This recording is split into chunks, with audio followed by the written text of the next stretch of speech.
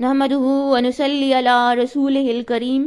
اما بعد فاعوذ باللہ من الشیطان الرجیم بسم اللہ الرحمن الرحیم۔ سامعین، آج کی اس پروقار تقریب میں میرا موضوعی سخن اپنے اندر ایسی بہت سی تلخ حقیقتوں کو سمیٹے ہوئے ہے کہ جو ہمارے وقار کا تیا پانچا کرنے کو کافی ہیں۔ جی ہاں، ایک چھوٹا سا جملہ، تعلیم عبادت ہے، روزگار نہیں۔ علی وقار، ایک وقت تھا کہ اپنے گاؤں سے کئی میل دور پیدل چل کر پرانے آسیب زدہ برگد کے پاس سے جلتو جلالتو کا ورد کرتے ہوئے در و بام سے بے نیاز مدرسے پہنچتے تھے، جہاں ٹاٹ پر بیٹھ کر بوسیدہ کتابوں میں جن پر گھر کے بڑے اور منجلے بچے اپنی زباندانی اور مصوری کے انمٹ نقوش چھوڑ چکے ہوتے تھے پڑھنا پڑتا تھا۔ ذرا پٹری سے اترتے تو ماسٹر جی کی ضیافت کی بدولت پھر صراط مستقیم پر چل پڑتے تھے۔ مگر علی وقار، پھر وقت نے پلٹا کایا، منظر بدلا، ہم نے ترقی کر لی، اسکول خود چل کر ہماری گلی تک آ گیا، وین اور بس گھر تک چل کر آئی اور اسکول کے دروازے پر پہنچا کے ہی دم لیا۔ نئی نکور کتابیں ملی، بستہ بھی کتابوں اور کاپیوں سے بھر گیا اور اتنا جدید ہو گیا کہ اب اسے اٹھانے کی زحمت بھی گوارا نہیں کرنی پڑتی، اور اب یہ ہمارے قدم سے قدم ملا کر چلنے لگا۔ ہاتھ میں چھڑی اور داڑھی مونچھ والے خطرناک قسم کے ماسٹر جی کی جگہ کلین شیو سر جی نے لے لی، جو مار نہیں پیار کے نظریے پر یقین رکھتے ہیں۔ مگر علی وقار، اس کے ساتھ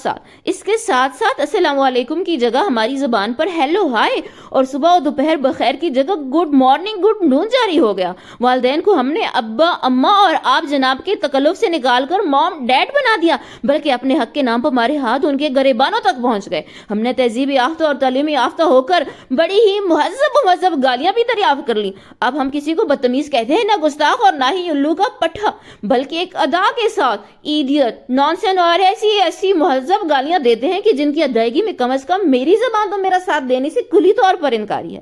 شاید اسی تعلیمی روش کو دیکھ کر اقبال نے بہت پہلے ہی کہہ دیا تھا، اور یہ اہل کلیسا کا نظام تعلیم ایک سازش ہے فقط دین و مروت کے خلاف۔ علی وقار، لارڈ میکالے نے ہمیں کلرک اور دیسی خد و خال والے عملی انگریز بنانے کے لیے جو نظام تعلیم دیا تھا، ہم نے اسے اپنے لیے خلل فاخرہ سمجھ کر گلے سے لگا لیا اور اس کی اندھا دھند تقلید کرتے ہوئے نہ صرف تعلیم و تربیت کی بے توقیری کر ڈالی، بلکہ اپنے نظریے اور اپنے دین کے ساتھ غداری کے بھی مرتکب ہو گئے۔ علی وقار، علم تو مومن کی میراث ہے، جس کے لیے وہ عرب سے چین تک کی مسافتوں کی صعوبتیں اٹھاتا ہے، اسے تاج کی طرح سر پہ رکھتا ہے اور تمغے کی طرح اپنے سینے پہ سجاتا ہے۔ مگر ہائے افسوس کہ ہم نے اس ورثے کو، اس اعزاز کو اتنا ارزاں کر دیا کہ اس کے دام کھڑے کر لیے اور اپنی دکان چمکانے لگے۔ وائے ناکامی متائے کارواں جاتا رہا، وائے ناکامی متائے کارواں جاتا رہا، کارواں کے دل سے احساس زیاں جاتا رہا۔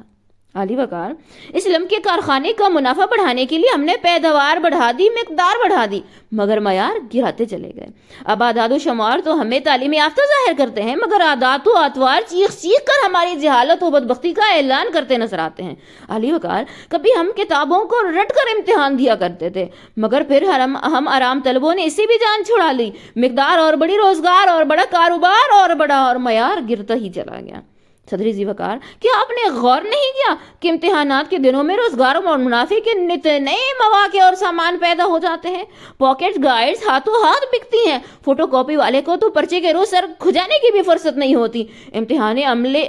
عملے کی تو 5 انگلیاں گھی میں اور سر کڑاہی میں ہوتا ہے، رہی صحیح کسر پرچے کی چیکنگ میں نکال دی جاتی ہے۔ علی وقار، ہر گلی ہر محلے میں اسکول ہے اور کالج ہے، کیا نجی کیا سرکاری، لیکن اس کے باوجود ڈگری رکھنے والے جگہ جگہ جوتیاں چٹکھاتے پھرتے ہیں، مگر قابلیت صفر ہونے کی وجہ سے کسی بھی شعبے میں کھپ نہیں پاتے۔ مگر علی وقار، تعلیم سے آ رہی یہ سند یافتہ لوگ اب تعلیم ہی کو اپنا تختہ مشق بناتے ہیں اور دھڑلے سے ہمارے اس تعلیمی اکھاڑے میں اترتے ہیں جہاں ہر طرف گفتار کے غازی ہیں، کردار کا غازی کوئی نہیں۔ علی وقار، مجھے لگتا ہے کہ ہمارے پڑھے لکھے نوجوانوں کی مثال کچھ برائلر مرغے کی طرح ہی ہے، اور تعلیمی ادارے پولٹری فارم کا کردار ادا کر رہے ہیں، جو مختلف طریقوں سے محض 40 دنوں میں چوزے کو مرغی بنا کر پیش کر دیتے ہیں، جس کو برسوں کھانے کے بعد کہیں جا کر ہمیں یہ احساس ہوتا ہے کہ یہ تو مضر صحت ہے۔ صدر ذی وقار، اگر ہم نے تعلیم کو عبادت کا درجہ دیا ہوتا اور اسے محض کاروبار اور محض وسیلہ روزگار نہ سمجھا ہوتا تو آج ہمارے حالات مختلف ہوتے۔ ہماری اجتماعی بحثی اور ہمارا لالچ، ہماری تہذیب، ہماری ثقافت، ہماری تربیت، اقدار، روایات اور ہمارے بچوں کے روشن مستقبل کو نگل گیا۔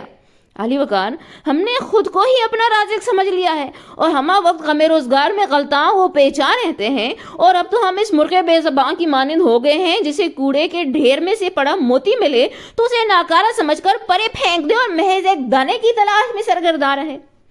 عصر حاضر ملک الموت ہے تیرا جس نے، عصر حاضر ملک الموت ہے تیرا جس نے قبض کی روح تیری دے کے تجھے فکر موش۔ عالی وقار، ابھی بھی وقت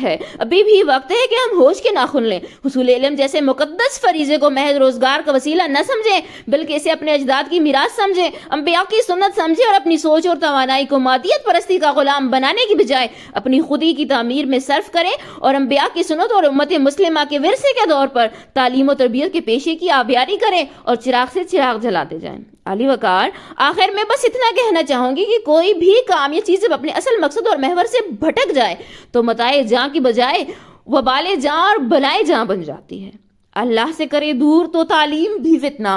اللہ سے کرے دور تو تعلیم بھی فتنہ، املاک بھی، اولاد بھی، جاگیر بھی فتنہ، نہ حق کے لیے اٹھے تو شمشیر بھی فتنہ، نہ حق کے لیے اٹھے تو شمشیر بھی فتنہ، شمشیر ہی کیا نعرہ تکبیر بھی فتنہ۔